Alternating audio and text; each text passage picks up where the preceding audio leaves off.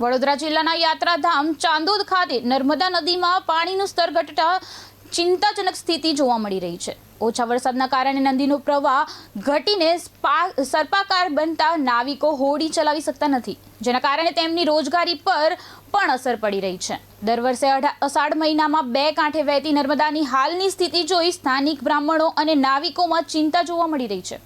ચાંદોદમાં દરરોજ હજારો શ્રદ્ધાળુઓ ધાર્મિક વિધિ અને દર્શન માટે આવતા હોવાથી નદીના ઘટતા જળસ્તરની અસર ધાર્મિક પ્રવૃત્તિઓ પર પણ પડી રહી છે। સ્થાનિકોના જણાવ્યા મુજબ ઉપરવાસમાં વરસાદ છતાં નર્મદા ડેમમાંથી પૂરતું પાણી ન છોડાતા નદીના પ્રવાહમાં નોંધપાત્ર ઘટાડો જોવા મળી રહ્યો છે।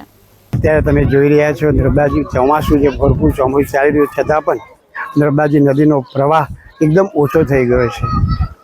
આ જોઈને આવનાર ભક્તજનો શ્રદ્ધાળુઓ કે જેઓ સ્નાન માટે સાદાદી કરવા માટે આવતા હોય છે એમને ઘણું જ દુઃખ થાય છે। ચાણોદ એ દક્ષિણ પ્રયાગ તીર્થ છે।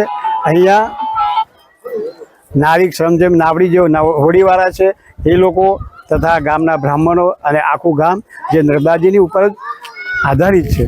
આ પ્રવાહ જોઈ અને દરેક શ્રદ્ધાળુઓને દુઃખ થાય છે। તો અમારી પ્રશાસનને એટલી જ વિનંતી છે કે આ ચોમાસામાં પણ નર્મદાજીનો પ્રવાહ ચાલુ રહે એટલું પાણી છોડવામાં આવે। અમે ભગવાન ઇન્દ્રને પણ પ્રાર્થના કરીએ છીએ કે તો અહીંયા નર્મદાજીનો જે પ્રવાહ છે એ અષાઢ મહિનામાં ઘણો ઓછો છે।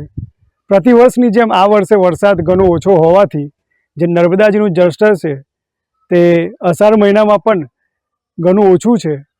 આજે 19/7/2026 છે। આજના જ દિવસે આજથી 13 વર્ષ પહેલાં 19/7/2013ના દિવસે અત્યારે જે નર્મદાજીની સપાટી છે તેના કરતાં પાણી 30 થી 35 ફૂટ વધારે હતું, ઉપર હતું।